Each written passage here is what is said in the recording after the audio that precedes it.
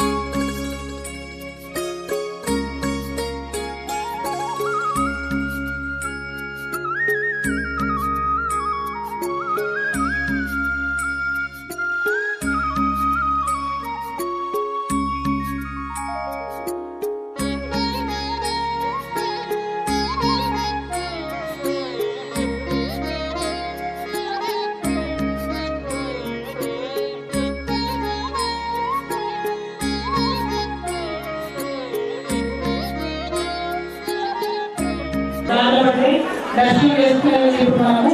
అయితే దానికన్నా ముందు ఈ విగ్రహాలు రూపొందించినటువంటి వాళ్ళు ఇక్కడికి వచ్చి మొత్తం ప్రతిష్ట కార్యక్రమం చేసిన వాళ్ళు మిగతా అందరినీ కూడా సన్మానం చేసి గౌరవించుకున్న తర్వాత దర్శనం, ఆ తర్వాత భోజనం అనేది చెప్పిండు.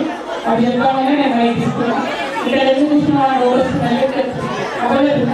అందరికీ ఒకసారి సన్మానం చేసుకొని గౌరవించుకుని బయటికి వచ్చిన పంపిణీ చేసిన తర్వాత మన దర్శనాన్ని మనం చేసుకున్నాము. ఒకసారి దర్శనం అయిపోతే గుడి ప్రారంభం అవుతుంది.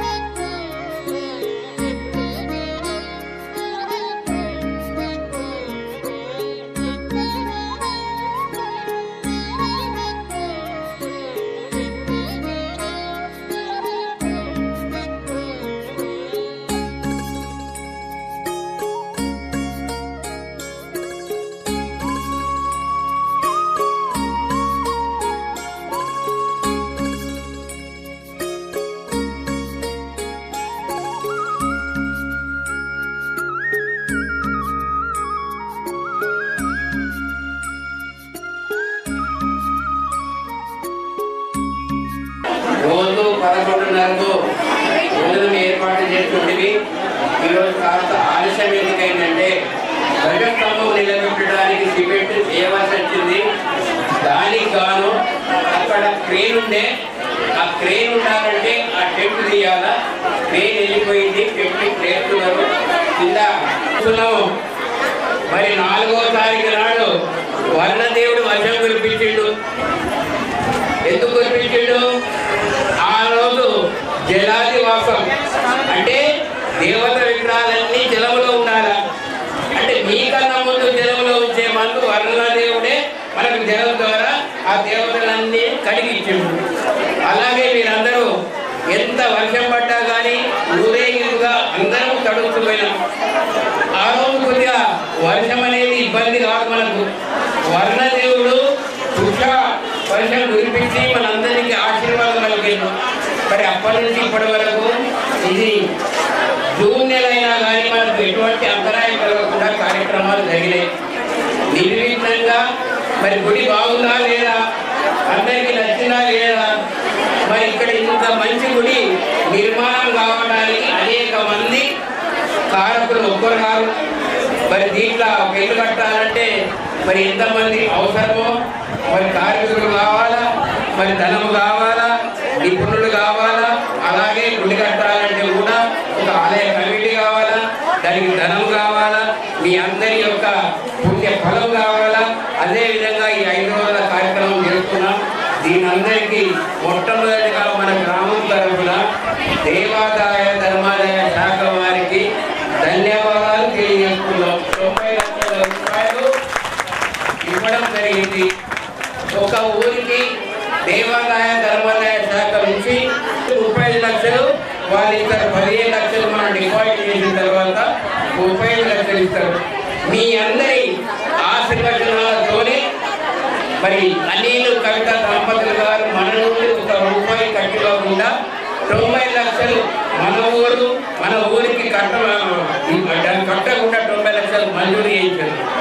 కాబట్టి మీ అందరి తరఫున వారికి కూడా ధన్యవాదాలు తెలియజేస్తున్నాను. 3 సంవత్సరాల నుంచి ఆలయ కమిటీ వారు నిర్విఘ్నంగా ఎన్నో వ్యయ ప్రయాసాలకు కోరుకున్నారు. మరి ఇబ్బందులు పడ్డారు, కొన్ని తిట్టు కూడా తిన్నారు, ఇంకేం కూడా ఉన్నదని. అయినా కానీ మరి చైర్మన్ కానీ, క్యాషియర్ కానీ, మరి సెక్రటరీ కానీ, వైస్ ప్రెసిడెంట్ 32 మంది మరి మన యొక్క ఆలయ కమిటీ సభ్యులు నిర్విరామంగా కృషి చేశారు. సర్పంచ్ గారు, సర్పంచ్ మరి యొక్క పంచాయతీ సిబ్బంది కానివ్వండి, కమిటీ సభ్యులు, ఉప సర్పంచ్ గారు సహకారం చేశారు. మీ అందరికీ తెలుసు, ఎంతో మంది దాతలు మనకు ఈ కార్యక్రమాన్ని నిర్వహణ కొరకు అంటే సుమారు నేను అనుకుంటా ఒక 10 లక్షలు అయ్యో ఎక్కువ 12 లక్షల ఖర్చు పైన అయింది. దేనికి? కేవలం మన ఈ ప్రతిష్టాపన కార్యక్రమానికి 12 లక్షల చిల్లర ఎవరిచ్చారు? దాఖలు ఇచ్చారు. 1000 ఇచ్చిన వారు ఉండొచ్చు, 10,000 ఇచ్చిన వారు ఉండొచ్చు, 1,00,000 ఇచ్చిన వారు ఉండొచ్చు. చేయాలా, ఎందుకంటే మన కర్తవ్యం కాబట్టి. అలాగే మరి విలేజ్ కమిటీ వాళ్ళు కూడా 1,00,000 రూపాయలు ఇవ్వడం జరిగింది నిధులుంచి. మీరు ముఖ్యంగా అందరికన్నా మీకు ధన్యవాదాలు ముఖ్యంగా తెలియజేయాలి. ఎందుకంటే రోజు ఇంతమంది మంగళహారతులతో ఇక్కడికి ఇచ్చేసి స్వామి గారి మరి అనుగ్రహం ఆశీస్సులు పొందాలని ఇప్పుడు పంతులు మాట్లాడుకుంటున్నారు. ఎంత ఐక్యత ఉన్నది గ్రామాల్లో, ఎంత భక్తి ఉన్నది. కొన్ని గ్రామాలలో పిలిస్తే రాదు. ఈ గ్రామాలలో పొద్దున సాయంత్రం ఈ రోజు తెల్లవారుజామున కూడా 3 గంటలకు రావడం జరిగింది. కాబట్టి మీ గ్రామం మంచిది, మీ గ్రామం యొక్క ధన్యవాదాల స్వామి అనేది పంతులు గారు ఆశీర్వచనాలు ఇచ్చారు. మరి ఇప్పుడే పూర్ణావతి అయింది. ముఖ్యంగా వినాయకుడి పూజ, వినాయకుడు మన అందరికీ ఏ పని చేసినా కానీ నిర్విఘ్నంగా నెరవేరాలని నేను మన అందరి తరఫున వినాయకుడిని ప్రార్థిస్తున్నాను. ఏ పని చేసినా నిర్విఘ్నంగా నిరాటకంగా నెరవేరాలి. ఇక బోళాశంకరుడు ఎంత భక్తితో పూజిస్తే అంత ఆశీర్వచనాలు ఇస్తాడు, అంత ఇస్తాడు. ఎంత బోళాశంకరుడు అంటే కాదనకుండా ఇచ్చే శంకరుడు. ఇక అభయాంజనేయ స్వామి అయితే ఉండేనే ఉన్నాడు, ఎప్పుడు అభయం ఇస్తాడు. దక్షిణముఖం కూర్చున్నాడు కాబట్టి మనకు ఎల్లవేళ శుభం జరుగుతుంది. 5 రోజులు ఈ కార్యక్రమం నిర్వహించిన మరి అందరికీ, ముఖ్యంగా మహిళా సోదరి మందరికీ, పాదాభివందనం చేస్తూ గ్రామస్తులందరికీ, యువకులు కూడా చాలా ఉత్సాహంగా పనిచేస్తారు. ఒక యువకులు కాదు, మరి ఒక సుమారు 100 మంది యువకులు ఎక్కడైనా కానీ ఏ పని చెప్తే ఆ పని చేశారు. మరి మహిళలు కానీ మరి యువకులు కానీ అందరు కలిసి బట్టలు చేయడం అంతే చేయాలి. కాబట్టి నిర్విఘ్నంగా ఈ 4-5 రోజుల కార్యక్రమం జరుపుకున్నాం. భగవంతుని కృపా కటాక్షాలు మన గ్రామాన్ని, అన్ని కుటుంబాలని ఆరోగ్యాలు, ఐశ్వర్యాలు, సుఖ సంతోషాలతో, పిల్ల పాపలతో మంచి పంటలు పాడి పంటలు బాగుండాలని కోరుతూ వారి కృపా కటాక్షం ఉండాలని మనందరి తరఫున వారిని కోరుతూ ముగిస్తున్నాను. పెద్దలకు, ముందుగా ఎమ్మెల్సీ మేడం గారి దంపతులకు, అదేవిధంగా మన గ్రామ పెద్ద రామకృష్ణరావు గారికి, జిల్లా చైర్మన్ గారికి, వివిధ గ్రామాల నుంచి వచ్చినటువంటి సర్పంచులకు, ఎంపీకి, ఎంపీడీకి, అదేవిధంగా గ్రామస్తులకు మా యొక్క గ్రామం తరఫున, మా తరఫున మా యొక్క శుభాకాంక్షలు తెలియజేస్తున్నాము. ఇంత పెద్ద మొత్తంలో గ్రామీణ దర్శనం చేస్తున్నందుకు గ్రామస్తులందరికీ మా యొక్క శుభాకాంక్షలు తెలియజేస్తూ, మీరు ఒక మాటలో నేను దేనికి పగలేము, రామకృష్ణ ఉత్సవం దగ్గరికి పోయి సార్ ఇష్టం ఇట్లా వెంట చేద్దామంటే సార్ ఏముంది అంటే అన్నదానం మొదలు చూసుకుంటా మీరు మిగతా కార్యక్రమాన్ని చూసుకోవడం చాలా గొప్ప విషయము. ఇంత సంతోషకరమైన విషయము అందరితోటి మనం ఇవాళ మహిళా సోదరులు మరి మహిళా ప్రధానాలు అదేవిధంగా యువత సభ్యులు ప్రతి ఒక్కరు ఇంటి కార్యక్రమానికి ఇచ్చేసి విజయవంతంగా నడిపినందుకు చాలా ధన్యవాదాలు.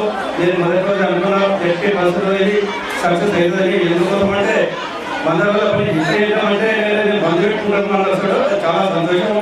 దాన్ని కట్టుబడి ఉండే ఇంత సక్సెస్ చేసినందుకు తెలియజేస్తున్నాను.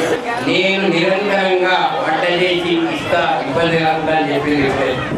వారి బృందం హైదరాబాద్కి వచ్చారు. మరి కవిత అంజలి దంపతులు పంపారు. అక్కడి నుంచే వారు చెప్పారు. ఎందుకంటే ఇప్పుడు కూడా వారికి ముఖ్యంగా రోజు మన టైం పని పెడుతున్నారు కాబట్టి వారికి మనందరి తరఫున కూడా నేను కృతజ్ఞత ధన్యవాదాలు.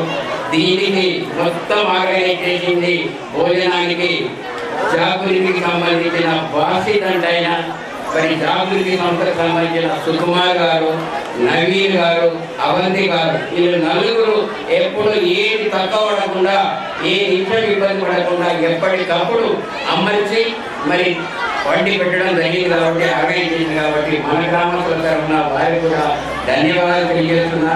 ఇప్పుడే కొద్ది చేపట్టడం మరి వారి మన ఋషులు చెప్తారు. ఉమామహేశ్వర కళ్యాణం ఉంటుంది. ఉమామహేశ్వర కళ్యాణం మరి భోజనం తర్వాత ముందా మరి తెలియదు. ఒకవేళ భోజనం తర్వాత ఉంటే మరి భోజనం తర్వాత పెట్టుకుందాం. లేకపోతే ముందే అనుకుంటే కొంతమంది కూర్చొని కొంతమంది భోజనం చేస్తే రష్గా ఉండకుండా మీతో అందరికీ భోజనం ఉంది కాబట్టి ఈ అవకాశం ఇచ్చిన మరి పాసిల్ గారు ఏర్పాటు చేసిన ఉచిత భోజనము 6 సంవత్సరాల నుంచి రోజు 2000 మందికి భోజనం ఏర్పాటు చేస్తున్నారు. ఎవరు? కవితమ్మ. ఉచిత భోజనం ఎక్కడ? నిజామాబాద్ పెద్ద దవాఖానలో, బోధన గవర్నమెంట్ దవాఖానలో పిల్లలు చదువుకునే ఏదైతే లైబ్రరీ ఉంటుందో అలాగే ప్రెస్ క్లబ్లలో కరోనా వచ్చినప్పుడు అనాథలో కూడా మరి వీరాధ్వర్యంలో కవితమ్మ యొక్క ఆశీస్సులతో కవితమ్మ యొక్క కృషితో 6 సంవత్సరాల నుంచి ఉచిత భోజనం చేస్తున్నారు. ఉచిత భోజనం ఏర్పాటు చేస్తున్నారు 6 సంవత్సరాల నుంచి. అంటే రోజు 2000 మంది కంటే మనం అర్థం చేసుకోవాలి. కాబట్టి ఇటువంటి సాంఘిక సంక్షేమ కార్యక్రమాలు చేస్తే దేవుడు మనకు కూడా తప్పకుండా వారి ఆశీర్వచనాలు ఉంటాయి. బాసు గారికి సన్మానం చేయాలని కోరుతున్నాను.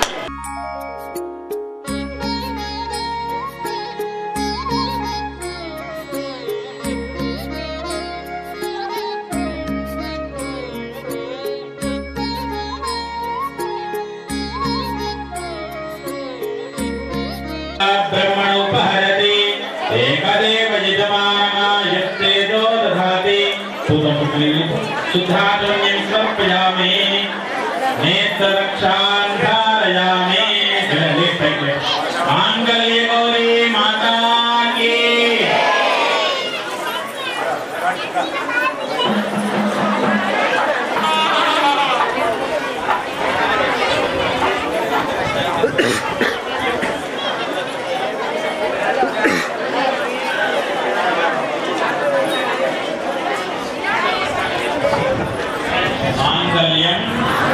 तंतुनानेन लोक रक्षण हेतुना कंठे बध्नामि शुभगे सहजीव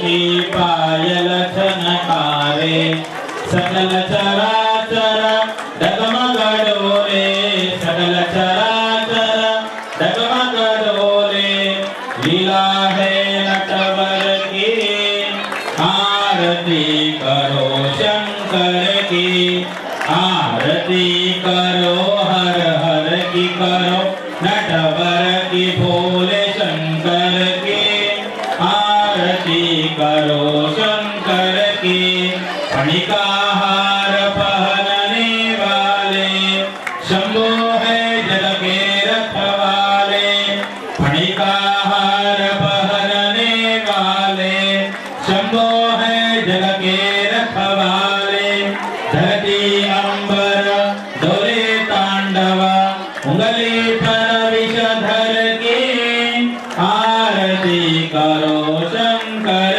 की आरती करो हर हर की करो नटवर की भोले शंकर की आरती करो शंकर की हिरण्यपात्रं मदोत्पूर्णं ददाति असभ्यो सानेति एकदा ब्रह्मण उपहरति एकदेव यजमानः युक्तेजो दधाति आनंद दिव्य नीराजनं समर्पयामि शुद्ध आचमन्यं समर्पयामि रक्षां धारयामि हर नमः पार्वती पतये हर हर महादेव हर भोलाशंकर भगवान की